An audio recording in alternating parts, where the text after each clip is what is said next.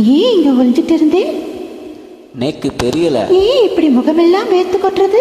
நேக்கு தெரியல. அச்சச்சோ, ஏன் இப்படி கையெல்லாம் படபடன்னு நடுங்கிறது? நேக்கு தெரியல. உட்காருங்க.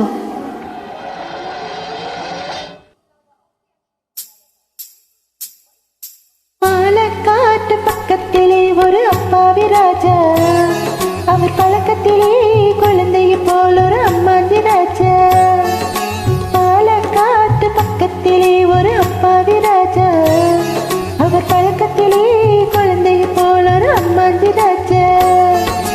யாரம்மா அது, யாரம்மா யாரம்மா அது, யாரம்மா? பாலக்காட்டு ராஜாவுக்கு ஒரு அப்பாவி ராணி, அவ சேலை கட்ட பார்த்தா போதும் அம்மாமி பாணி. யாரம்மா அது, யாரம்மா யாரம்மா அது, யாரம்மா?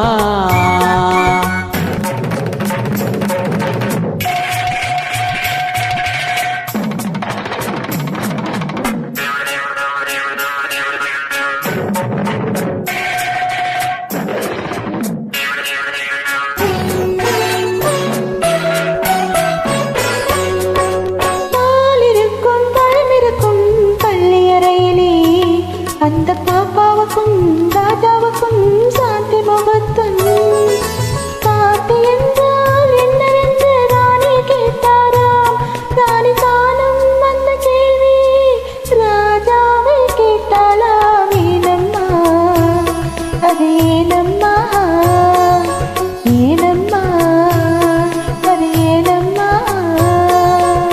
அவர் படித்த புத்தகத்தில் சாந்தி இல்லையே, இந்த அனுபவத்தை சொல்லித்தர பள்ளி இல்லையே, கவிதையிலும் கலைகளிலும் பழக்கம் இல்லையே, அவர் காதலிக்க நேற்று வரை ஒருத்தி இல்லையே.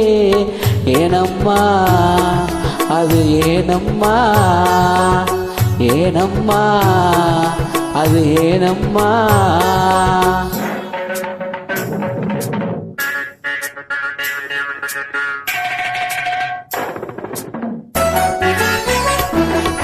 பூக்களிலே வந்திறங்கும் பொய்கை கண்டாரா, தேவி பூஜையிலே ஈஸ்வரனின் பள்ளியை கண்டாரா, மரக்கிளையில் அணிலிருந்து ஆடிட கண்டாரா, ராஜா மனதுக்குள்ளே புதியதொரு அனுபவம் கொண்டாரா. ஏனம்மா அது, ஏனம்மா ஏனம்மா அது, ஏனம்மா? பரமசிவன் சக்தியை ஒரு பாதியில் வைத்தார், அந்த பரமகுரு ரெண்டு பக்கம் தேவியை வைத்தார். பார்க்கடலிலே மாதவனோ பக்கத்தில் வைத்தார், ராஜா பத்மநாபன் ராணியை தன் நெஞ்சினில் வைத்தார். பாரம்மா அது, நானம்மா யாரம்மா அது, நானம்மா? பாலக்காட்டு பக்கத்திலே ஒரு அப்பாவி ராஜா, அவர் பழக்கத்திலே குழந்தையை போல் ஒரு அம்மாஞ்சி ராஜா. பாலக்காட்டு ராஜாவுக்கு ஒரு அப்பாவி ராணி, அவ சேலை கட்ட பார்த்தா போதும் அம்மாமி பாணி. யாரம்மா